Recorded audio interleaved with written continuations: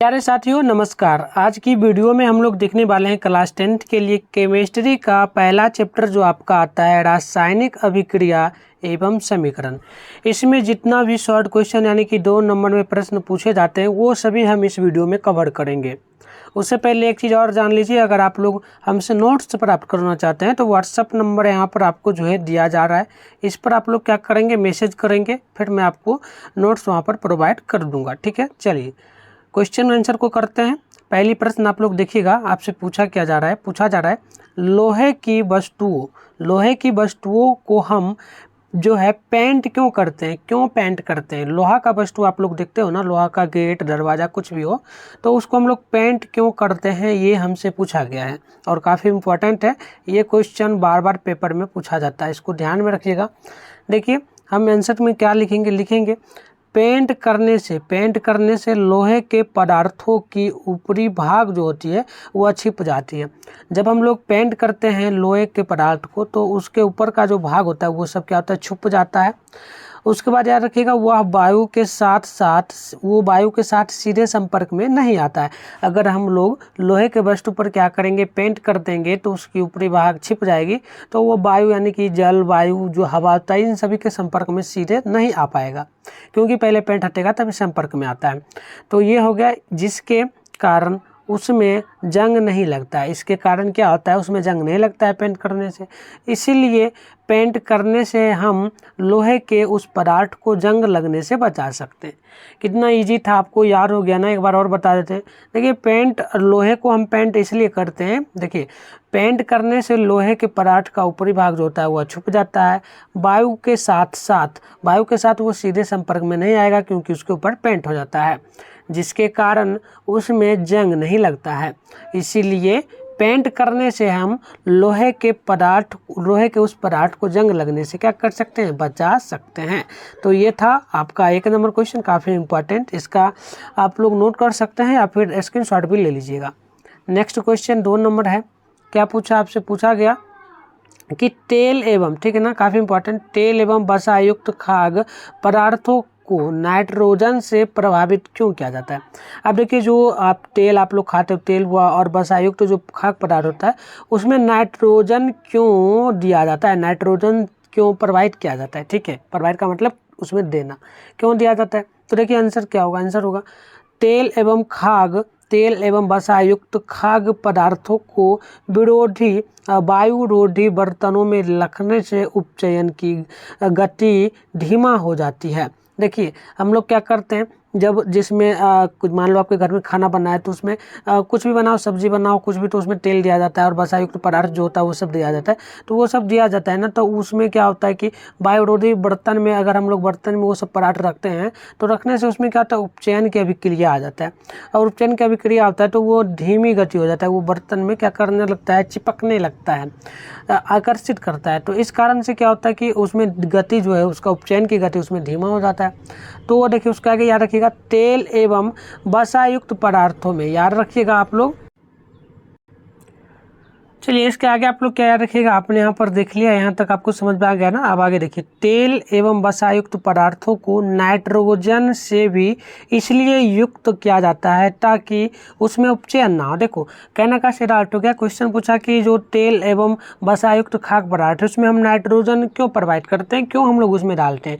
तो सिंपल सा अर्थ है कि तेल एवं वसायुक्त जो खाद्य पदार्थ है उसको हम लोग क्या करते हैं, वायुरोधी, उसको हम जंग वगैरह लगने से बचाने के लिए क्या करते हैं, उसमें उपचयन की अभिक्रिया होता है, धीमा हो जाता है। तो उपचयन की अभिक्रिया को हम लोग बढ़ाने के लिए नाइट्रोजन का उपयोग करते हैं। सीधी बात याद रखिएगा। ठीक है, क्लियर हो गया आपका। सिंपल सा यह क्वेश्चन था और काफ़ी इंपॉर्टेंट है, इसको नोट कर लीजिए, हो सके तो याद कर लीजिए। अब देखिए अगली क्वेश्चन आपसे 3 नंबर क्या पूछा कॉपर सल्फेट के विलयन में लोहे का एक टुकड़ा डाल देने से विलयन का रंग बदल क्यों जाता है। देखिए एक कॉपर सल्फेट, ठीक है, उसमें हम लोग क्या करते हैं, विलयन में एक लोहा का टुकड़ा डाल देते हैं। ठीक है ना, कॉपर सल्फेट के विलयन में, कॉपर सल्फेट का जो विलयन होता है इसमें हम लोग क्या करते हैं, लोहा डाल देते हैं, तो उसका टुकड़ा क्या होता है, वो विलयन का रंग बदल क्यों जाता है, क्यों बदल जाता है, ये हमसे पूछा गया।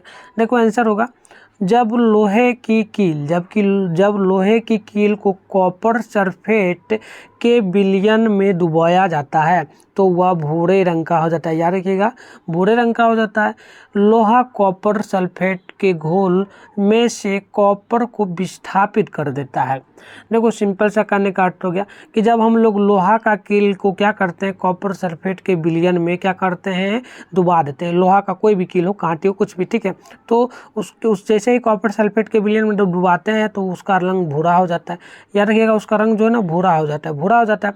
भूरा हो जाता है तो उसमें क्या होता है, लोहा कॉपर सल्फेट के घोल को क्या करता है, कॉपर से विस्थापित, कॉपर के साथ में मिल जाता है और उसको विस्थापित कर देता है। अब देखो एक एग्जाम्पल के जरिए आप लोग देखना कैसे हो रहा है। तो देखो जैसे कि F यानी कि लोहा होगा CuSO4, ये आपका एक अभिक्रिया है। अब हम लोग जब इसका अभिक्रिया किए तो क्या किए, देखिए सबसे पहले तो यहाँ पर देखो, यहाँ से चेंज हो जाता है अभिक्रिया, यहाँ से आगे बढ़ रहा है, तो याद रखिएगा। अब देखो Fe जो है ये सबसे पहले लोहा यहाँ पर ही था। लोहा को हम लोग किस में डालें, ये देखो ये किसका फॉर्मूला, तो याद रखिए ये फॉर्मूला है कॉपर सल्फेट विलयन का, ठीक है, ये फॉर्मूला है। तो कॉपर सल्फेट के विलयन में क्या हो रहा है, तो देखो ज़्यादा कुछ नहीं हो रहा है। ये जो आपका SO4 है ना, देखो फिर से देखना यहाँ पर, ये जो आपका SO4 है ये आपका Fe के पास आ गया, क्योंकि Fe को हम डाल दिए किस में, कॉपर सल्फेट के विलयन में, तो ये आपका FeSO4 आ गया और आपका बच गया क्या, Cu, तो Cu इधर आपका बच गया। तो इस कारण से यह क्या हो गया, घोल को क्या करता है, विस्थापित कर देता है। तो ये आपका विस्थापित समीकरण हो जाता है, ठीक है। तो सिंपल सा इतना ही आंसर था इसका, याद रखिएगा आप लोग, काफ़ी इंपॉर्टेंट है। देखो अगली क्वेश्चन क्या आपसे पूछा गया, क्वेश्चन इंपॉर्टेंट है 4 नंबर, उत्प्रेरक से आप क्या समझते हैं, काफ़ी इंपॉर्टेंट होता है, उत्प्रेरक से आप क्या समझते हैं। तो देखो आंसर क्या होगा, वैसे पदार्थ जो स्वयं रासायनिक प्रतिक्रिया में भाग नहीं लेता। अब देखो कोई भी मान लो आपके घर में कुछ फंक्शन है, शादी ब्याह, तो उसमें आप नहीं गए, तो वही यहाँ पर समझ लो, थोड़ा सा शॉर्ट में बता रहा हूँ आपको। देखो वैसे पदार्थ जो स्वयं रासायनिक अभिक्रिया में भाग नहीं लेता है लेकिन प्रतिक्रिया के वेग को बढ़ाते हैं या घटाता है। अब देखो क्या क्या, कोई भी रासायनिक अभिक्रिया हुआ, स्वयं तो रासायनिक अभिक्रिया में क्या क्या प्रतिक्रिया में भाग नहीं लिया है, लेकिन वह क्या क्या भाग नहीं लिया, फिर भी वो वेग को क्या कर रहा है, वेग के मान को बढ़ा रहा है या फिर घटा रहा है, ठीक है। तो उसी को हम लोग क्या करते हैं, उत्प्रेरक करते हैं, ठीक है ना। सिंपल सा ये कहने का अर्थ हो गया। याद रखिए आप लोग, इतना बात याद रखिएगा क्या क्या हो रहा है। देखो सिंपल सा अर्थ है, यहाँ पर समझते चलो। देखो बहुत सिंपल है यहाँ पर, ठीक है ना, समझते चलो आप लोग। देखो एक बार फिर से समझ लेना उत्प्रेरक है क्या, ठीक है। तो देखो वैसा पदार्थ है, कोई पदार्थ हुआ क्या कर रहा है, स्वयं तो रासायनिक प्रतिक्रिया में भाग नहीं ले रहा है, ठीक है, स्वयं भाग नहीं ले रहा, फिर भी वह क्या कर रहा है, प्रतिक्रिया में जो वेग है उसका मान क्या कर रहा है, बढ़ा रहा है और घटा रहा है। तो उसी को हम लोग क्या कहेंगे, उत्प्रेरक कहेंगे। यानी कि आप किसी, मान लो आप परीक्षा है, परीक्षा में आप भाग नहीं लिए हो, परीक्षा देने नहीं हो, फिर भी पास हो गए हो या फेल हो रहे, तो कुछ तो हो रहा है ना, उसी को हम लोग कह सकते हैं उत्प्रेरक, ठीक है, सिंपल सा। अब जैसे देखो उदाहरण के लिए है लोहा उत्प्रेरक की उपस्थिति में बेंजीन के हाइड्रोजन परमाणु का क्लोरीन परमाणु द्वारा विस्थापित करता है। अब देखो ये आपको समझ में नहीं आया होगा, तो एग्जाम्पल नीचे है, थोड़ा इसे देख लो, ठीक है। देखो जैसे कि बेंजीन आपका क्या है, तो C6H4, ठीक है ना। यहाँ देखो C6H5 आपका बेंजीन हो गया, Cl2 आपका क्लोरीन हो गया। तो इसमें क्या हो रहा है कि इसमें जब हम लोग विस्थापन कर रहे हैं, यहाँ पर देखो विस्थापन दिया है ना, तो विस्थापन जब करने तो C6H5 ये सब सेम ही आ गया। अब देखो Cl में 2 लगाए ना, Cl2 है, तो एक Cl यहाँ पर आ गया, यानी कि यहाँ पर आपका एक Cl आ गया, यानी कि क्लोराइड ये आपका Cl होता है, तो क्लोराइड यहाँ आ गया।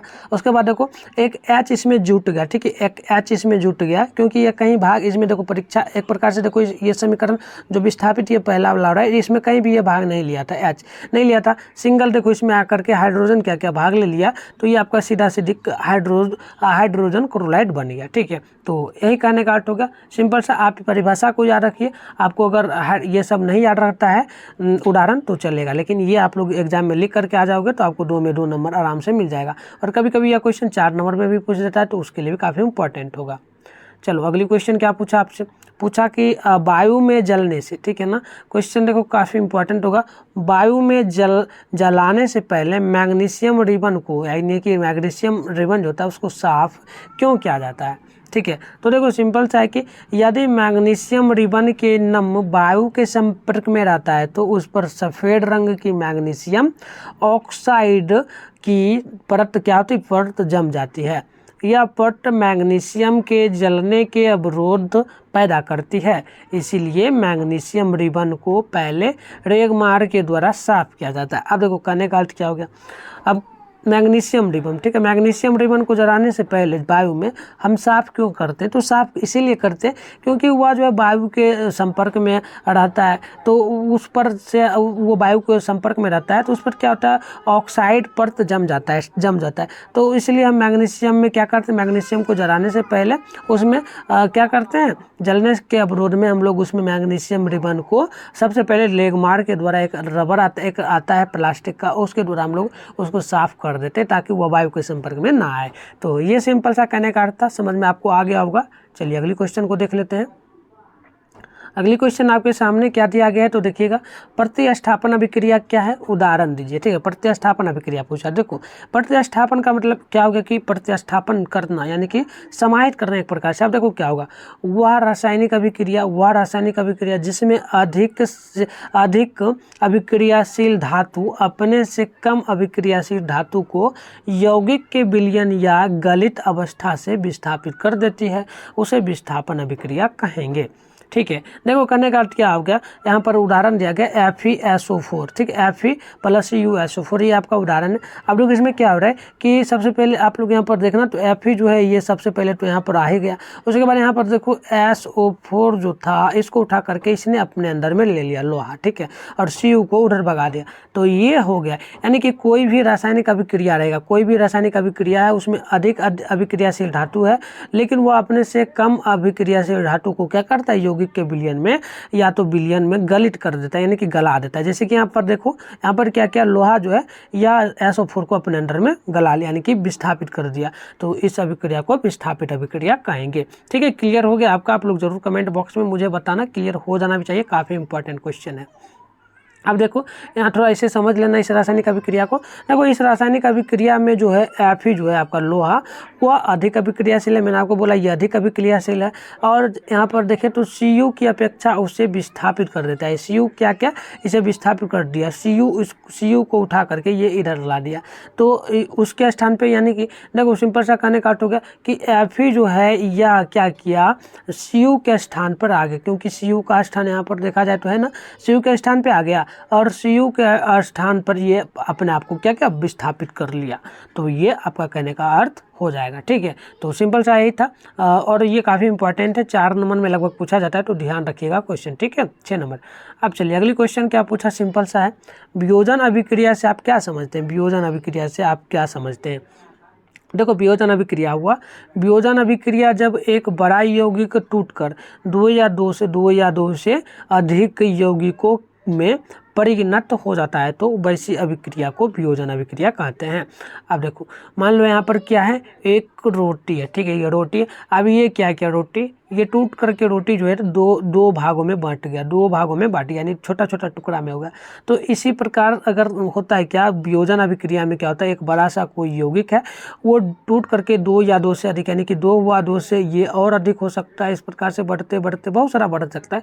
तो इस प्रकार से यानी कि कोई भी एक बड़ा यौगिक हो वो 2 या तो 2 या तो 2, ठीक है, 2 या तो 2 से अधिक यानी कि जैसे 2 में टूटा ये 2 से ज़्यादा में टूट गया, तो इसे हम लोग कहेंगे वियोजन अभिक्रिया। ठीक है, क्लियर है आपका ये 7 नंबर। चलिए अगली क्वेश्चन देख लेते हैं। अगली क्वेश्चन देखो आपके सामने क्या पूछा, 2 टाइप से ये क्वेश्चन पूछा संतुलित रासायनिक समीकरण क्या है। पहला क्वेश्चन तो ऊपर में होगा संतुलित रासायनिक समीकरण, दूसरा पूछा कि रासायनिक समीकरण को संतुलित करना क्यों आवश्यक है। क्वेश्चन दोनों सेम है, ठीक है ना, दोनों क्वेश्चन सेम है, आंसर दोनों क्वेश्चन अलग अलग है लेकिन आंसर सेम होगा इसका। ठीक है, चलो तो आंसर सेम क्या होगा तो वो देख लो आंसर। संतुलित रासायनिक समीकरण वह समीकरण है जिसमें अभिकारकों और उत्पादकों में विभिन्न तत्वों के परमाणु की संख्या समान होती है।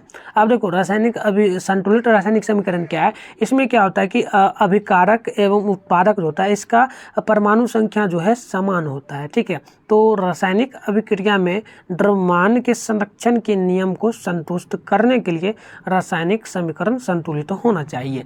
देखो कहने का सीधा अर्थ है कि अगर संतुलित समीकरण है तो उसमें अभिकारक और उत्पादक का जो परमाणु तत्व है वह समान होना चाहिए, ठीक है, समान होना चाहिए। उसके बाद यह अभिकारक जो है द्रव्यमान संरक्षण के नियम को संतुष्ट करेगा, ठीक है। तो उसी को हम लोग संतुलित रासायनिक समीकरण कर सकते हैं। तो 2 क्वेश्चन था आपका, ठीक है, दोनों का आंसर यही होगा। तो याद रखिएगा।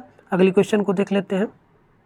देखो सिंपल सा क्वेश्चन है, क्या क्या पूछा कि ऊष्माक्षेपी एवं ऊष्माशोषी अभिक्रिया क्या है। देखो हमें पूछा ऊष्माक्षेपी, ठीक है, ऊष्माक्षेपी और ऊष्माशोषी का परिभाषा पूछा, ठीक है। तो चलो देखो ऊष्माक्षेपी अभिक्रिया क्या है। तो ऊष्माक्षेपी अभिक्रिया ऐसी अभिक्रिया है जिसमें ऊष्मा निकलती है, ऊष्माक्षेपी अभिक्रियाएं कहलाएंगी, ठीक है। देखो ऐसी अभिक्रिया जिसमें ऊष्मा निकलती है, ऊष्मा निकलने का क्या हो गया, सूर्य उदाहरण को ले लो, सूरज को। तो सूरज से क्या होता है, रोशनी निकलता है, तो सूरज हमारा क्या हो जाएगा, ऊष्माक्षेपी अभिक्रिया हो जाएगा। ऑब्जेक्टिव टाइप में भी पूछता है तो ध्यान रखिएगा। अब देखो ऊष्माक्षेपी अभिक्रिया कहलाती है, तो ये होगा उदाहरण के लिए अगर हम लोग देखें तो मीथेन दहन की अभिक्रिया ऊष्माक्षेपी अभिक्रिया, यानी मीथेन जो दहन हो, जो जल जाए, वो सभी ऊष्माक्षेपी अभिक्रिया हुआ। क्लियर है ना। अब देखो ऊष्माशोषी अभिक्रिया इसी का उल्टा हो जाएगा।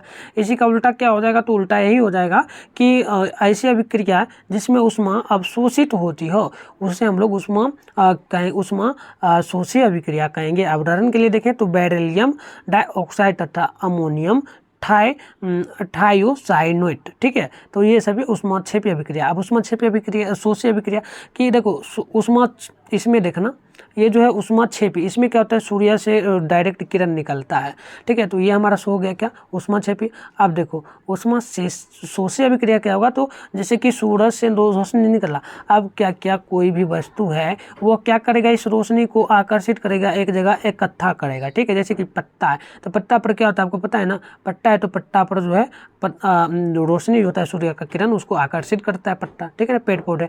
तो ये सब आपका जो होगा ऊष्माशोषी अभिक्रिया होगा। क्लियर है आपका ना। देखो ये क्वेश्चन भी आपसे पूछ सकता है, 5 नंबर तो नहीं पूछता है, लेकिन 4 नंबर में पूछ सकता है, ठीक है। 4 नंबर या 5 नंबर में पूछ दे, काफ़ी इंपॉर्टेंट है, इसे ध्यान रखिएगा। चलिए अगली क्वेश्चन देख लीजिए। अगली आपके सामने क्वेश्चन है क्या कि अवक्षेपण अभिक्रिया से आप क्या समझते हैं। अवक्षेपण अभिक्रिया से क्या समझते हैं, एक उदाहरण दीजिए, ठीक है। तो देखो अवक्षेपण अभिक्रिया, जब 2 विलयनों को मिलाया जाता है, जब 2 विलयनों को मिलाया जाता है तो उस अभिक्रिया से श्वेत रंग का एक पदार्थ का निर्माण होता है जो जल में विलय है, जो कि जल में विलय होता है। तो इस अविलय के अवक्षेप कहते हैं, ठीक है ना। इस अविलय पदार्थ को अवक्षेप कहते हैं। जिस अभिक्रिया में अवक्षेप का निर्माण होता है उसे हम लोग कहते हैं अवक्षेपण अभिक्रिया। तो हमें पूछा अवक्षेपण अभिक्रिया, तो देखो समझने का कोशिश करना। जब 2 विलयन है, मान लो यहाँ पर एक कोई है, मान लो ये कोई बॉय है और ये गर्ल, अब दोनों को जब मिला दिया जाएगा, तो इसमें से क्या हुआ, मान लो एक श्वेत रंग का पदार्थ का निर्माण हो गया, ठीक है, मान लेते हैं हो गया, ठीक है। तो हो गया तो अगर वो हो जाता है तो जल में अविलय हो जाएगा, यानी कि जल में मिलना नहीं चाहिए, अविलय होता है। तो इस अविलय पदार्थ के अवक्षेप को हम लोग क्या कहते हैं, इस अविलय पदार्थ के अवक्षेप को हम लोग कहते हैं अवक्षेपण अभिक्रिया, ठीक है। तो याद रखिएगा, सिंपल सा है, अगर कोई भी 2 पदार्थ है उसको मिला देते हैं तो वो हमारा हो जाता है अवक्षेपण अभिक्रिया। शॉर्ट में लिख सकते हो कि जैसे कि पूछ दो अवक्षेपण अभिक्रिया, तो लिख सकते हो जब 2 पदार्थों को मिलाया जाता है तो उसे हम लोग कहते हैं अवक्षेपण अभिक्रिया। तो 2 नंबर आराम से आपको शॉर्ट में मिल जाएगा, ठीक है, इतना लिखने का जरूरत नहीं है। अब देखो यहाँ पर आप लोग उदाहरण देख लो, ये आपका उदाहरण है यहाँ पर, ठीक है। उदाहरण क्या है, तो देखो Na2SO4 प्लस BaCl2 ये है। इसमें देखो क्या क्या हो रहा है, तो देखो सबसे पहले यहाँ पर Ba जो है ना, Ba को उठा करके यहाँ ला दिया गया, ठीक है, और SA4 जो है इसको उठा करके Ba के साथ कर दिया, और बच गया आपका Na2 बचा। तो Na2 को तो यहाँ दिया ही गया, और Cl भी 2 गो था ना, Cl यहाँ पर नहीं था तो 2 गो था तो यहाँ पर लगा दिया।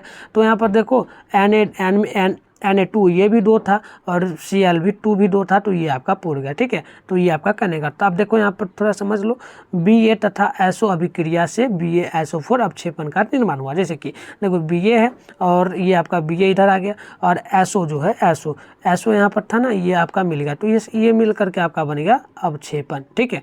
क्लियर हो गया आपका ना। देखो ये क्वेश्चन काफ़ी इंपॉर्टेंट होता है, 10 नंबर को ध्यान में आप लोग रखिएगा। चलो अगली क्वेश्चन यहाँ पर आपके सामने है, 11 नंबर है। श्वसन में श्वसन को ऊष्माक्षेपी अभिक्रिया क्यों कहते हैं, वर्णन करें। काफ़ी इंपॉर्टेंट है। श्वसन यानी सांस लेने को हम लोग ऊष्माक्षेपी अभिक्रिया क्यों कहते हैं। तो देखो ऊष्माक्षेपी अभिक्रिया क्यों कहते हैं, तो सिंपल सा है, हमें जीवित रहने के लिए ऊर्जा चाहिए, बिल्कुल ऊर्जा चाहिए ना। हाँ, तो चलो, यह ऊर्जा हमें भोजन से मिलती है जिसे हम खाते हैं, ठीक है ना। देखो, जीवित रहने के लिए हमें ऊर्जा की आवश्यकता है, और ऊर्जा हमें कहाँ से मिलेगा, तो भोजन से मिलेगा, और इसीलिए हम लोग भोजन को खाते हैं। अब पाचन के दौरान भोजन सरल पदार्थों में टूट करके, यानी छोटे छोटे पदार्थों में टूट करके क्या होता है, हमारे शरीर में जाता है। अब उदाहरण के लिए देखें तो चावल, आलू तथा ब्रेड में क्या होता है, कार्बोहाइड्रेट होता है। कार्बोहाइड्रेट होता है किसमें किसमें, तो याद रखिएगा, आलू, चावल और ब्रेड में। ये कार्बोहाइड्रेट टूट कर ग्लूकोज बनता है, यानी हम जो खाना खाते हैं वो सभी टूट करके हमारे शरीर में छोटे छोटे कण में जाता है, और वो सभी ग्लूकोज का निर्माण कर देता है। यह ग्लूकोज हमारे शरीर के कोशिकाओं में ऑक्सीजन के संयोग करते हैं, यानी कि जो सभी पदार्थ हम खाते हैं, कोई भी खाना तो वो खाते हैं तो शरीर में टूट करके जाता है, और वहाँ पर टूटने के बाद वो क्या होता है, ऑक्सीजन में क्या करता है, संयोग करता है, यानी ऑक्सीजन में मिल जाता है। ऑक्सीजन में मिलने के बाद वो क्या करता है, हमें ऊर्जा प्रदान करता है, ठीक है ना, वो हमें ऊर्जा प्रदान करता है। तो इस अभिक्रिया को हम लोग कहेंगे, क्या कहेंगे, अब देखो यहाँ पर लिखा है ना, ऊष्माक्षेपी अभिक्रिया कहेंगे, ठीक है। और इसका नाम हो जाता है क्या, विशेष में श्वसन अभिक्रिया इसका नाम हो जाता है, ठीक है ना, श्वसन अभिक्रिया हम लोग कहेंगे, ठीक है। चलो, क्लियर हो गया ना। ये सिंपल सा अपने अकॉर्डिंग भी लिख सकते हो, अगर याद ना भी रहता है तो जैसे मैंने समझा दिया, थोड़ा बहुत अपने मन से भी लिख दोगे तो 2 नंबर आसानी से आपको मिल जाता है, ठीक है। चलो, अगली क्वेश्चन क्या पूछा कि प्रकाश अपघटन अभिक्रिया से आप क्या समझते हैं। प्रकाश अपघटन जो अभिक्रिया है इससे आप लोग क्या समझते हैं, ये बतलाइए, ठीक है। चलो देखो, प्रकाश अपघटन अभिक्रिया क्या है, अपघटन अभिक्रिया, ठीक है। अपघटन अभिक्रिया, अपघटन या वियोजन वह अभिक्रिया है जिसमें किसी यौगिक के बड़े अणु टूटने से 2 या 2 से अधिक पदार्थ बनता है जिसके गुण मूल यौगिक के गुण के बिल्कुल भिन्न होगा। अब देखो, सिंपल सा आर्ट है, कोई बड़ा यौगिक है, देखो सबसे पहले अपघटन या वियोजन दोनों एक ही होता है, आपसे वियोजन भी पूछ सकता है तो याद रखिएगा। अपघटन या वियोजन अभिक्रिया हुआ है जो किसी बड़े यौगिक, मान लो बड़ा यौगिक है, ये क्या करेगा, टूट करके 2 या 2 से अधिक पदार्थों में क्या करेगा, आप मिल जाएगा। तो इसका गुण देखो टूट जाएगा, जैसे कि इसका गुण मान लो ये रोटी है, अब रोटी ही मान लो बड़ा है और ये टूट करके 2 भागों में बट गया, 2 में बट गया या 2 से अधिक में बट गया, इस प्रकार से बढ़ते जा रहा है, ठीक है ना, बढ़ते बढ़ते बहुत सारा बट गया। तो लेकिन टूट तो गया, लेकिन सबका गुण समान होना चाहिए, क्योंकि रोटी है तो रोटी ही रहेगा ना, तो उसी को हम लोग कहेंगे बिल्कुल भिन्न ही, मतलब समान ही होना चाहिए, तो उसे हम लोग कहेंगे प्रकाश अपघटन, ठीक है। तो क्लियर आपका हो गया। आगे चलिए, आगे देखते हैं। 13 नंबर देखिएगा क्या पूछा कि वियोजन अभिक्रिया को संयोजन अभिक्रिया क्यों कहते हैं। वियोजन अभिक्रिया को संयोजन अभिक्रिया क्यों कहते हैं, इसके विपरीत क्यों कहा जाता है, यानी कि इस वियोजन अभिक्रिया को संयोजन अभिक्रिया के विपरीत क्यों कहा जाता है, यानी उल्टा क्यों कहा जाता है। देखो क्यों कहा जाता है तो देख लेते हैं, सिंपल सा है, थोड़ा सा समझिएगा। देखो कहने का अर्थ हो गया, वे अभिक्रियाएं जिसमें 2 या 2 से अधिक पदार्थ संयुक्त होकर के यानी मिल करके केवल एक पदार्थ बनाता है तो उसे हम लोग संयोजन अभिक्रिया कहते हैं। अब देखो, मान लो ये छोटा छोटा कण है, ठीक है, छोटा छोटा कण है, ये दोनों मिल करके बड़ा कण में बन गया, ठीक है, तो बन गया, तो उसे हम लोग सिंपल सा कहेंगे क्या कहेंगे, तो संयोजन अभिक्रिया। उसके बाद वे अभिक्रियाएं जिनमें यौगिक 2 या 2 से अधिक सरल पदार्थों में टूटता है उसे हम लोग वियोजन अभिक्रिया कहेंगे। देखो सिंपल सा अर्थ हो गया कि हमें संयोजन अभिक्रिया किसे कहेंगे, तो संयोजन अभिक्रिया उसे कहेंगे जो कि बड़ा पदार्थ है, ठीक है, जो बड़ा पदार्थ है, सॉरी छोटा, ठीक है। देखो ये आपका वियोजन जो है ना, हाँ देखो वियोजन है 2 या 2 से अधिक पदार्थों में संयुक्त, देखो वियोजन अभिक्रिया 2 या 2 से अधिक पदार्थों में संयुक्त होकर के बड़े पदार्थ, मतलब कि छोटा छोटा 2 पदार्थ है, मान लो ये दोनों मिल करके एक बड़ा पदार्थ बन गया, ठीक है, बड़ा बन गया। अब ये आपका हो गया वियोजन, यानी कि छोटा छोटा 2 कण है वो मिल करके अगर बड़ा कण बन जाए, एक बड़ा कण बन जाए तो वो संयोजन होगा। अब वियोजन क्या है, तो वियोजन देखो कि बड़ा कण है, बड़ा कण से यह टूट करके छोटा छोटा कण में बन गया तो ये आपका वियोजन होगा। सिंपल सा कहने का अर्थ यही होगा, परिभाषा में भी यही लिखा है। तो देखो वह अभिक्रिया जिसमें 2 या 2 से अधिक संयुक्त पदार्थ होकर के एक बड़ा पदार्थ बन जाए तो वह संयोजन होगा। और वहीं दूसरी यहाँ पर आपका है वियोजन अभिक्रिया, तो वियोजन में क्या होगा, वे अभिक्रियाएं जिनके यौगिक 2 या 2 से अधिक सरल पदार्थों में टूटता है तो वह वियोजन अभिक्रिया कहलाती है। तो अतः वियोजन अभिक्रिया सरल अभिक्रिया का विपरीत, यानी उल्टा ही हो रहा है। देखो उल्टा ही हो रहा है, क्यों हो रहा है, तो देखो ये संयोजन है, संयोजन क्या होता है कि छोटा छोटा कण जो है मिल करके बड़ा कण बन जाता है, ठीक है, बड़ा कण बनेगा। अब वियोजन क्या है, तो बड़ा, ये क्या हो रहा है, तो यहाँ पर देखो ये बड़ा कण था, ये टूट करके छोटा छोटा कण बन गया, तो क्या देखो दोनों उल्टा हो रहा है ना, विपरीत हो रहा है, ये इसके समान हो रहा है, ये इसके समान यानी उल्टा हो रहा है, तो ये आपका कहने का अर्थ हो गया। तो याद रखिएगा, काफ़ी इंपॉर्टेंट है, 2 नंबर में ये पूछ दिया जाता है बार बार।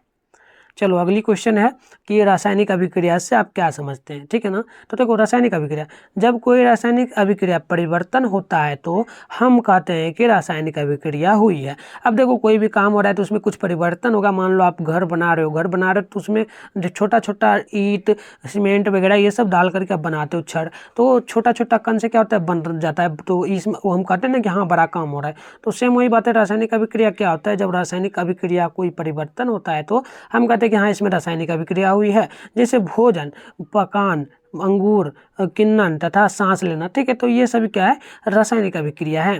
तो इस क्रिया द्वारा, रासायनिक अभिक्रिया द्वारा ये सब जो है, सांस लेना, आम पकना, अंगूर, भोजन खाना, ये सब रासायनिक अभिक्रिया का कारण होता है। ठीक है, क्लियर हो गया आपका 14 नंबर।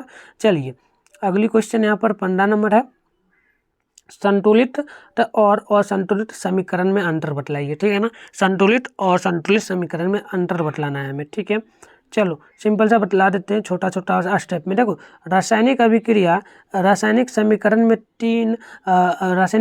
में तीर के दोनों ओर उपस्थित तत्वों को परमाणु की संख्या समान होती है।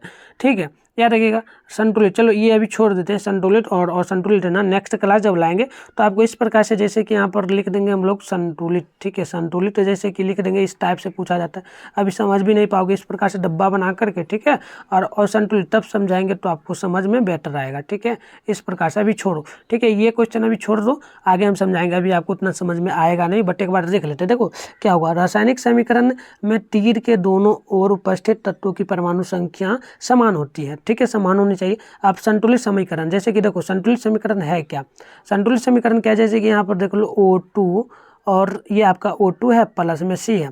ठीक है, ये है। अब हम यहाँ पर क्या करेंगे, समीकरण जब इसमें करेंगे तो दोनों तरफ इधर भी समान होना चाहिए, उधर भी समान होना चाहिए। तो देखो जैसे कि C यहाँ पर ले लेते हैं और O2 ले लेते हैं, तो अभी भी ये समान है आपका। ठीक है, दोनों समान है ना, तो दोनों तरफ समान होना चाहिए, तो ये संतुलित समीकरण होगा। और संतुलित क्या हुआ, तो मैं आपको शॉर्ट में समझा देता हूँ एग्जाम्पल के लिए।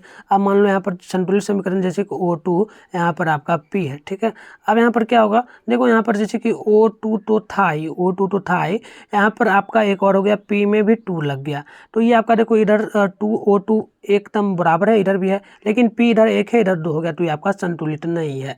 तो ये आपका होता है अंतर। ठीक है, तो देखो वैसा समीकरण संतुलित के लिए याद रखिएगा, वैसा समीकरण जिसमें दोनों तरफ जो है, दोनों तीर के समान, यानी तीर है तो इधर भी दोनों तरफ समान संख्या होना चाहिए, दोनों तरफ परमाणु की संख्या समान होना चाहिए, तो इसे हम लोग संतुलित कहेंगे। अब असंतुलित क्या है, ऐसे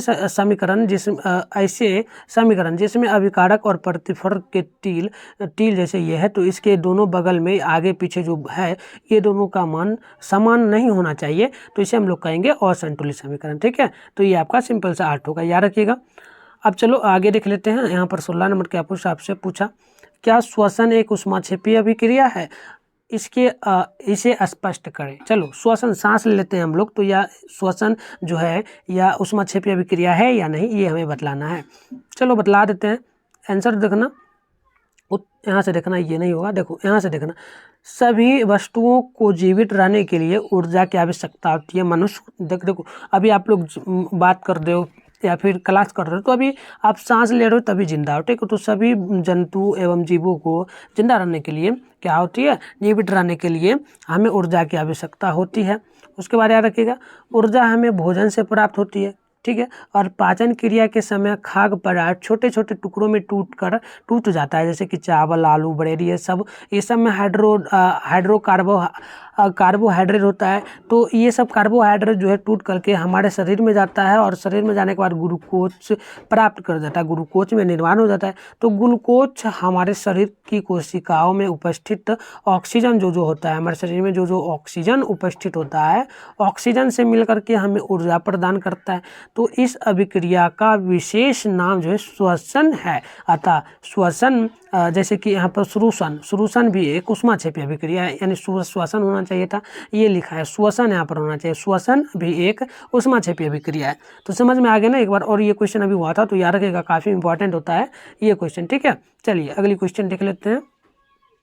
देखिएगा 17 नंबर क्या पूछा आपसे, संचारण से आप क्या समझते हैं, क्या आप दैनिक जीवन में इनके प्रभावों को देख सकते हैं। देखो संचारण क्या है, तो देखो आप जानते हैं कि लोहे की बनी हुई नई वस्तुएं चमकीली होती है। क्यों? देखते हो ना, लोहा का जो नया नया वस्तु आपके घर में खरीद करके कोई लाता है तो वो क्या होता है, एकदम क्या होता है, नया रहता है, वो सभी चमकीला होता है, चमकीला होता है ना।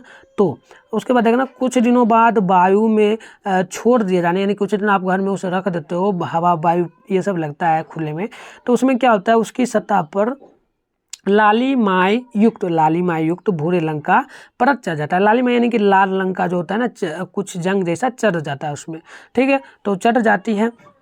इस प्रक्रिया को लोहे पर प्रक्रिया को लोहे पर जंग लग जाता है, ठीक है ना। इस प्रक्रिया में क्या होता है, जंग लग जाता है। आप लोग देखेंगे कोई नई वस्तु आता है, नई कील या गेट कुछ भी आता है लोहा का वस्तु, तो वह पहले चमकीला रहता है शुरुआत में, कुछ दिनों बाद घर में रख देते हो तो उस पर क्या होता है कि लाली मायुक्त यानी कि उस पर भूरा रंग का एक क्या होता है, रंग चढ़ जाता है, तो वो जंग लगता है, वो जंग लगना कहलाता है।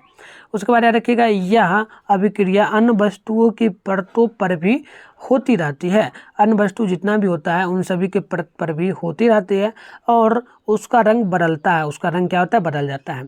जब कोई धातु अपने आसपास अम्ल, आर्द्रता आदि के संपर्क में आती है एवं संक्षारित हो जाती है, तब उस प्रतिक्रिया को संरक्षण कहते हैं, संक्षारण के क्या कारण लोहे की बनी वस्तुएं खराब हो जाती है, ठीक है। तो कहने का यही अर्थ हुआ, सिंपल सा कहने का अर्थ हो गया कि कोई भी नई वस्तु आता है जब आपके घर में तो वह चमकीला होता है, लेकिन कुछ दिनों बाद आप वायु में रख दो, घर में रख दो, तो उस पर क्या होता है, जंग लग जाता है, तो वो क्या होता है, जंग लगना, यानी कि वो आपका जंग लगा है तो वो आपका खराब वस्तु हो जाता है। तो वो किसके कारण होता है, तो अम्ल के कारण वह हो जाता है, क्योंकि आसपास में जो वस्तुएं रहते हैं, वायु है, हवा है, ये सब पड़ता है, संपर्क में आने के बाद उस अम्ल के कारण उस पर जंग लग जाता है, तो वो वस्तु क्या होता है, खराब हो जाता है, तो उसी को हम लोग कहते हैं क्या, तो सीधा सीधा याद रखिए, इसी को हम लोग संक्षारण कहते हैं। देखो यही ना क्वेश्चन पूछा कि संक्षारण से आप क्या समझते हैं, ठीक है ना, दैनिक जीवन में क्या उपयोग है, तो पूरा आपने देख लिया। याद रखिएगा, ये हो सकता है आपसे 5 नंबर में भी पूछ दे, क्योंकि काफ़ी इंपॉर्टेंट होता है। चलो अगली क्वेश्चन आपके सामने है, बुझे हुए चूने के विलयन का उपयोग दीवारों की सफेदी करने में क्यों किया जाता है। बुझे हुए, आपने देखा होगा क्या होता है, घर आपका जब होता है, किसी का घर होता है, तो व्हाइट रंग का सबसे पहले पेंट किया जाता है, व्हाइट रंग का जो होता है ना, सबसे पहले पेंट किया जाता है, ठीक है। तो वो पेंट क्यों किया जाता है वो हमें बतलाना है। देखो क्वेश्चन वही पूछा कि बुझे हुए चूने के विलयन का उपयोग दीवारों की सफेदी करने में क्यों किया जाता है, ठीक है। देखो आंसर होगा, कैल्शियम हाइड्रोक्साइड वायु में उपस्थित कार्बन डाइऑक्साइड के साथ धीमी गति से अभिक्रिया करके दीवारों पर कैल्शियम कार्बोनेट की एक पतली परत बना देता है। देखो याद रखिएगा, कैल्शियम हाइड्रोक्साइड वायु में जब होता है, वायु में उपस्थित जो कार्बन डाइऑक्साइड होता है उसके साथ मिल करके धीमी गति से अभिक्रिया करके दीवारों पर कैल्शियम कार्बोनेट की एक पतली परत बना देता है, यानी कि व्हाइट रंग कर देता है, ठीक है, तो कर देता है। तो सफेदी करने के 2-3 दिन बाद कैल्शियम कार्बोहाइड्रेट का निर्माण होता है और इससे दीवार पर चमक आ जाती है। यही कारण है कि बुझे हुए चूने के विलयन का उपयोग दीवारों पर सफेदी करने में किया जाता है। तो क्लियर हो जाना चाहिए आपका ये क्वेश्चन, काफ़ी इंपॉर्टेंट होता है और पूछ देगा तो आराम से आप लोग लिख लेंगे, ठीक है। तो ये था हमारा आज का क्लास कैसा लगा आप लोग ज़रूर मुझे बताना, ठीक है। ये आपका था कौन सा चैप्टर, तो देख लीजिए, ये था आपका पहला चैप्टर, ठीक है। पहला चैप्टर था रासायनिक अभिक्रिया, केमिस्ट्री का रासायनिक अभिक्रिया एवं समीकरण। पहला चैप्टर में जितने भी 2 नंबर में प्रश्न पूछे जाएंगे वो सभी आपका क्लियर हो गया अभी, ठीक है। जितने भी प्रश्न 2 नंबर में पूछे जाएंगे वो सभी क्लियर हो गया और इससे 2-3 ऑब्जेक्टिव भी आपका बन गया होगा अगर आपने ध्यान से पढ़ा होगा, ठीक है। तो नेक्स्ट क्लास के लिए ज़रूर बताना आप लोग, वीडियो अच्छा लगा तो लाइक करेंगे, ठीक है, और अपने दोस्तों में भी शेयर करेंगे और व्हाट्सएप नंबर पर मैसेज कर लीजिएगा PDF नोट्स प्राप्त करने के लिए।